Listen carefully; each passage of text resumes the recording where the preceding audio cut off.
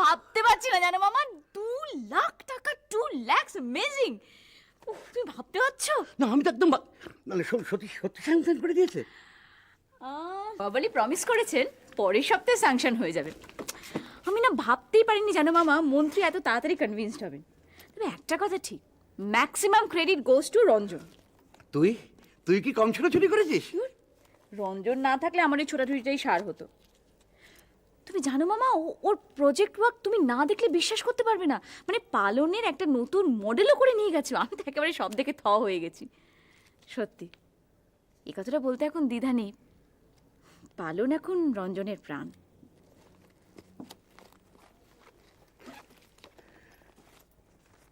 আর তোর প্রাণ কি খুকু? আবার চোরের মুখ বোচকার দিকে। আমি রঞ্জনের কথা বলিনি, আমি তো পালনের কথা বলছি। আরে খুকু, পালন তো তোরও স্বপ্ন। তাই বলো? আমি তো ভাবলাম তুমি আবার বুঝি পুরনো কাসুন্দি ঘাটতে বসলে। তোর দিম্মা কি বলতো জানিস? কাসুন্দে যত পুরনো হয় তত ভালো। নিজের সঙ্গে লুকোচুরি খেলছিস খেল, আমাকে খেতে দিবি চল। আমি কিন্তু ভাতই খাবো, চল। আরে তুই তো দুজনে একসঙ্গে বেরোলি। রঞ্জন কোথায় গেল? ও বাড়িতে চলে গেল। বাড়িতে চলে গেল? তোকে যেতে দিলি? তুই জানিস ছেলেটা একা একা রান্না করে খায়, এই এত বেলা এখন হাত পুড়িয়ে ওকে রান্না করে খেতে হবে তো? সত্যি তো মামা, আমি না এই দিকটা তো সেভাবে ভেবে দেখিনি। কি বলবো বলতো? তুই এক কাজ কর, তুই ওকে একটা ফোন কর, বুঝছিস?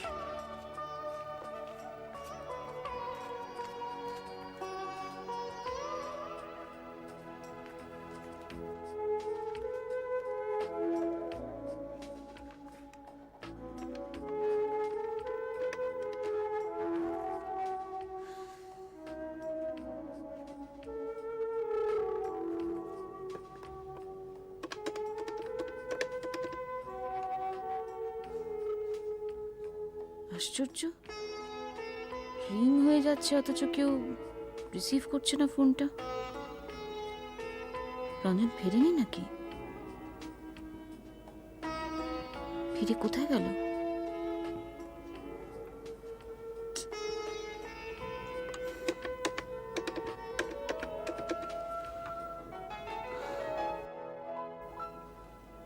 গেল কোথায়?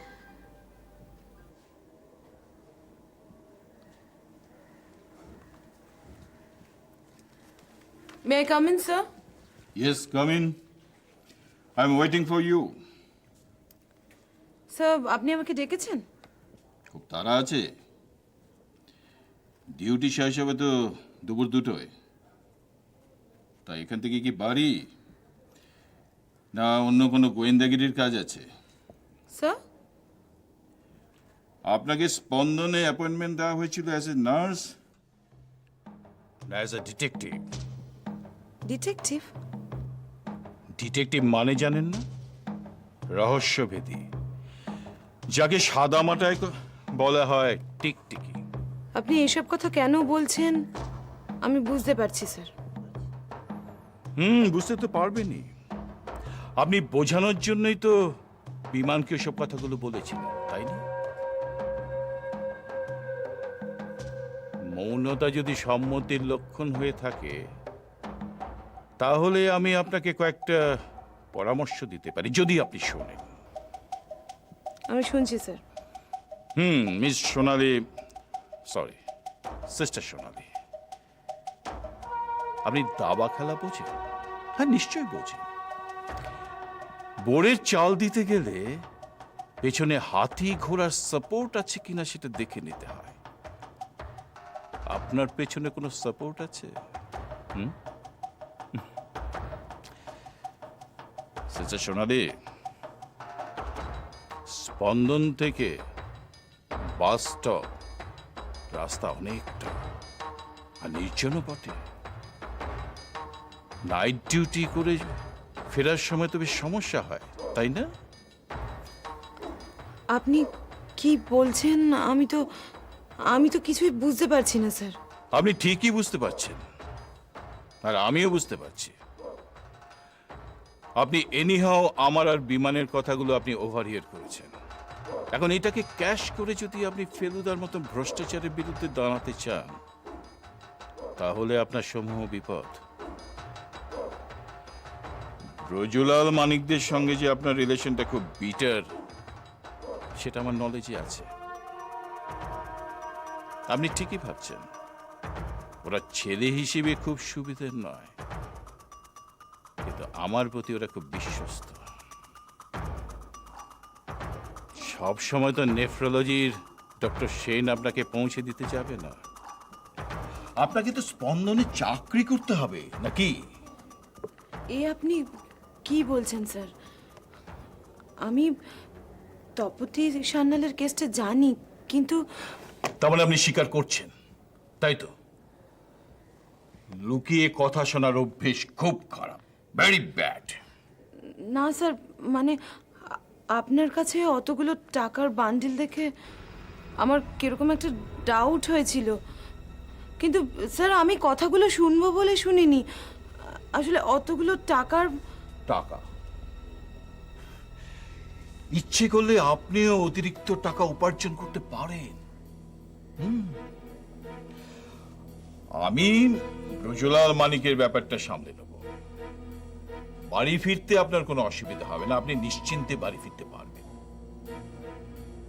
কিন্তু তার বিনিময়ে আপনাকে একটু কোঅপারেটিভ হতে হবে।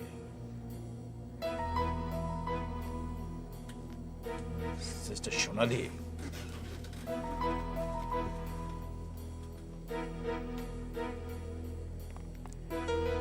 আপনি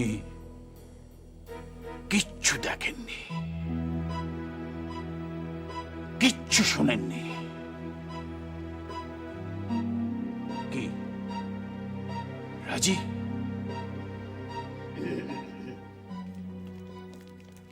তোমরা ঠিক সময় এসে পড়েছো। হ্যাঁ বলুন। হ্যাঁ স্যার, আপনি যেমন বলবেন তেমনই হবে। শুধু ঠিক আছে ঠিক আছে, আর কিচ্ছু বলতে হবে না। আমার যতটুকু শোনার আমার শোনা হয়ে গেছে। আপনি বরং একটা কাজ করুন, ওই 37 নম্বর বেডে ব্লাড প্রেশারটা চেক করুন, আর আপনার প্রেশার নর্মাল রাখার দায়িত্ব আমার। ইউ প্লিজ গো নাও। গো। আসুন।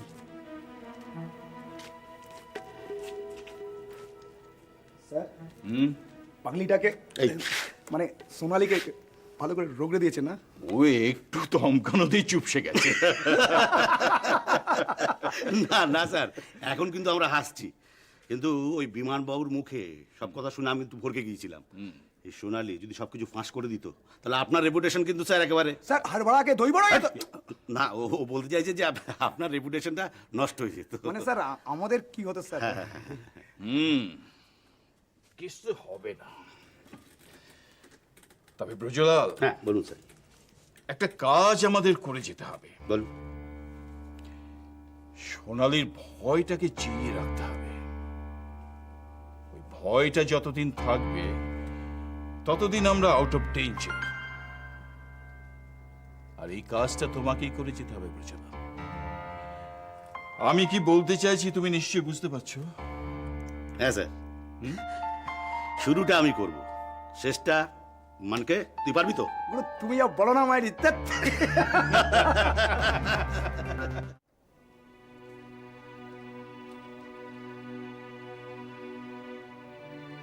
ডিসচার্জ লেটার রেডি করো, আমি সই করে দেবো।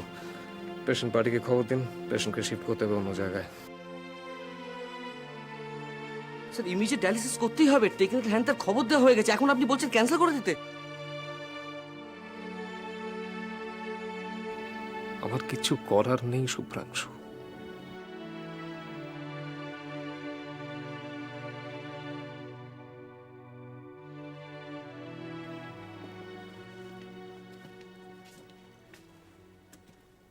স্যার ডায়ালিসিস শুরু হয়েছে?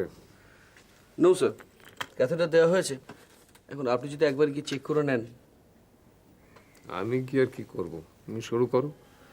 তুই বরং ওই ভদ্রলোক বাইরে বসে আছেন, ওনাকে বলে দাও যে ওনার বাবার ডায়ালিসিস শুরু হয়েছে, দুশ্চিন্তার কোনো কারণ নেই, চাইলে উনি চলে যেতে পারেন। না সেটা ঠিক আছে, কিন্তু আপনি যদি একবার গিয়ে পেশেন্টকে... দেখো শুভ্রাংশু, প্রত্যেকটা পেশেন্টের ডায়ালিসিসের সময় সিনিয়র ডাক্তারের থাকার কোনো প্রয়োজন নেই। স্যার, কি ভুল বললাম? ভুল বললাম কিছু? যেটা আমাদের অনেক জরুরি কাজ ছিল সেটা কিন্তু আমরা করতে পারিনি। আপনি ওই সাপে কাটা ছেলেটার কথা বলছেন, কিন্তু স্যার এক্ষেত্রে আমাদের কিছু করার ছিল না। তুমি খুব ভালো করে জানো শুভ্রাংশু যে আমাদের অনেক কিছু করার ছিল। আর দুটো ডায়ালিসিস কমপ্লিট করতে পারলেই ছেলেটা বেঁচে যেত। ছেলেটা বেঁচে যাবে স্যার, কোথাও না কোথাও তো অ্যাডমিশন পাবে। কাকে কনসাল্ট করছো তুমি? আমাকে? স্পন্দন ছাড়ার কটা হসপিটালে ডায়ালিসিস হয় সেটা বলতে পারো? জানা আছে তোমার? আর প্রাইভেটে ডায়ালিসিস করতে গেলে যে খরচটা হয় সেটা বহন করার মতো সামর্থ্য ওদের আছে বলে তোমার মনে হয়? অথচ যাদের সামর্থ্য আছে তারা মন্ত্রীর রেফারেন্সে এই ফ্রি বেডের সুযোগ নেবে, আর আমাদের তাদের গোটা সার্ভিসটা রিপোর্ট করতে হবে। যদি এর বিরুদ্ধে একটা কথাও বলি, আমাকে ল দেখানো হবে, সুপ্রিম কোর্টে ভার্ডিক্ট দেখানো হবে, বাঁচার অধিকার। শুভ্রাংশু, ওই ছেলেটার বাঁচার অধিকার ছিল না? Sir please. না, আমাকে বলতে দাও। কাউকে না কাউকে তো আমাকে বলতে হবে। মেডিকেল জাস্টিস বলে তো একটা কথা আছে। যে বৃদ্ধ মানুষটা সারাটা জীবন প্রত্যেকটা মাসে সিএপিডি করে বেঁচে থাকতে হবে তাকে, সেই কোটার জন্য এই সুবিধাটা ভোগ করবে কেন বলতে পারো? কিন্তু স্যার আমরা তো এভাবে কিছু বলতে পারি না। এই পারি না তো।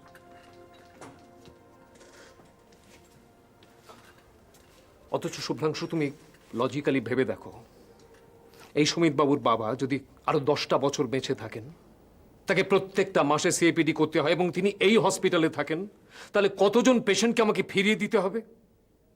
অথচ এই সিএপিডি করার খরচ মাসে মাত্র 15,000 টাকা, যেটা বিশ্ববার্তার মতো একটা কাগজের চিফ রিপোর্টার অ্যাফোর্ড করতে পারেন বলে আমার ধারণা।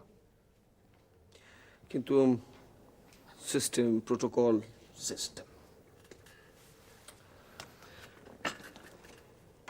একজন জাস্টিস, তিনি একাডেমিক্যালি হাইলি কোয়ালিফাইড, কিন্তু তিনি মেডিকেল সায়েন্সের কিছু জানেন না। তিনি ঠিক করে দিচ্ছেন একজন ডাক্তার কি করবে কি করবে না। হাস্যকর নয়? এত কিছুর পরেও আমাদের যেতে হবে, করতে হবে। তুমি ক্যাথেটার লাগিয়ে এসে বলবে যে আপনি চেক করুন, আমি যাব না বলেও আমাকে যেতে হবে, বিকজ আমি ডক্টর। না গেলে আমার নিজের কাছে নিজেকে অপরাধী বলে মনে হবে। So let's go. Excuse me sir, doctor Bardhan এই টেস্ট রিপোর্টের ফাইলটা দিতে বললেন। কিসের টেস্ট রিপোর্টের ফাইল? মিসেস তপতি সান্যাল মেটার্নিটিতে অ্যাডমিট হয়েছেন। ও হ্যাঁ, আমাকে ফোনে বলেছিল। হ্যাঁ, ডক্টর বর্ধন সাসপেক্ট করছেন ওনার রেনাল ফেলিওর হয়েছে। শুভ্রাংশু, তুমি একবার মেটার্নিটিতে যাও। আমার মনে হচ্ছে ডক্টর বর্ধন যতটা কমপ্লিকেটেড বলে মনে করছেন ততটা কমপ্লিকেটেড নয়। স্যার আমি... ইয়েস, ডোন্ট ওয়ারি। তোমার পেশেন্টের ক্যাথেটার আমি চেক করছি, ডায়ালিসিসও শুরু করব। শুভ্রাংশু, একজন বৃদ্ধ মানুষের বেঁচে থাকার যে অধিকার আছে, তার জীবনেরও যে মূল্য আছে সেটা আমি জানি। দেখো শুভ্রাংশু, আমার রাগটা ওই বুড়ো মানুষটার উপরে নয়, এই সিস্টেমটার উপরে। Carry on. Okay sir.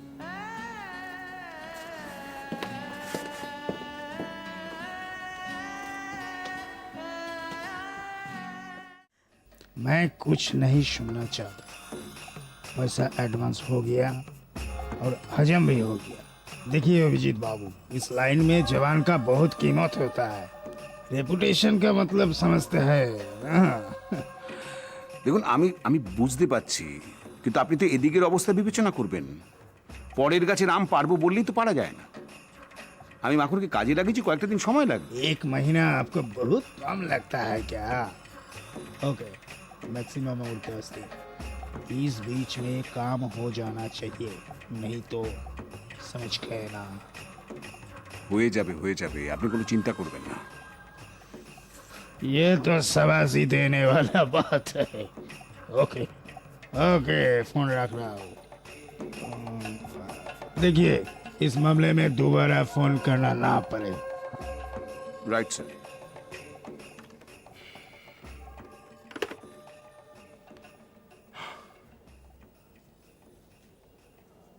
মাখন, আমার কাছে ইনস্ট্রাকশন আছে 10 দিনের মধ্যে কাজটা করতে হবে। তা যদি না হয় কি হবে সেটা আন্দাজ করতে পারছো? আমি তো স্যার জান দিয়েই চেষ্টা করছি। এবার জান বাঁচাবার চেষ্টা করো। 10 দিনের মধ্যে যদি কোনো হিল্লে না হয় তাহলে কিন্তু আমাদের ঘোরতর বিপদ হবে। আমি ফাঁক পাচ্ছি না স্যার, সারাক্ষণ শকুনের মতো ওই পালনের দিকে নজর রেখে চলেছি। কি? কার দিকে নজর রেখে চলেছো? পালনের দিকে। ওরা ওই নামই দিয়েছে হোমের। কালকে নতুন সাইনবোর্ড লাগানো হলো। সাইনবোর্ডের কথা ছাড়ো, ওই পালন থেকে 10 দিনের মধ্যে একটা ছেলেকে ধরে আনতে হবে। তারপর আমি দেখছি পালনের মরণ কি করে হয়। আমার হোমকে শুইয়ে দিয়ে নতুন হোম তৈরি করে আমাকে টেক্কা দেওয়ার চেষ্টা। I will teach them a lesson. আরো খবর শুনলে তো আপনি। আরো খবর? ওদের তো স্যার এখন রমরম অবস্থা। এখান ওখান থেকে ডোনেশন আদায় করছে। কালকে আবার নতুন বিল্ডিংয়ের কাজ শুরু হলো। কারামন্ত্রী, রেলমন্ত্রী কে যেন এসেছিল। কালকে নাচ গান কত কিছু হলো। তুমি কখনো ছেলে ধরতে গিয়েছিলে নাকি নাচ দেখতে গিয়েছিলে? স্যার, আমি তক্কে তক্কে ছিলাম, কিন্তু get out, get out of my sight. Sir আমায় বিশ্বাস করুন, আমি কোনো কথা শুনতে চাই না মাখন। 10 দিনের মধ্যে ওখান থেকে একটা ছেলে যেভাবে হোক ধরে আনতে হবে। তারপর রঞ্জনের চালে যদি রঞ্জনকে আমি না ফাঁসিয়েছি তো আমার নাম অভিজিৎ মুখোপাধ্যায় না। হাঁ করে কি দেখছো? যাও।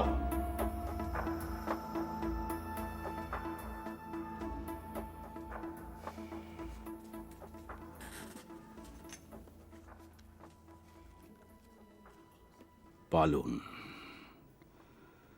ওই গণেশের মতো সেম কেস করব। দেখব কি করে তখন সেলাইয়ের দাগ লুকোয় ওই রঞ্জন মন্দিরা। ওই নক্ষত্র রায়ের সার্টিফিকেটেই ফাঁসাবো। ছেলে চালান শুধু প্রেরণাতেই হয় না, এটা আমাকে প্রুভ করতেই হবে। I must. কিন্তু কিভাবে? 1 মাসের উপর হতে চললো, একটা ছেলেকেও ধরতে পারলো না মাখন। অপদার্থ, ইউজলেস। ওর উপর ভরসা করাটাই আমার ভুল হয়েছে। I'll have to do something else. কিন্তু কি করব আমি? That is the question.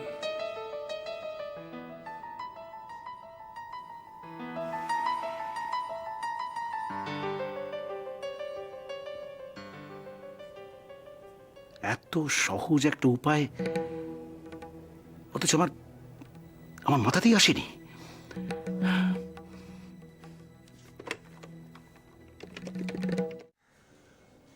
হ্যাঁ, 1 নম্বর, 2, 3,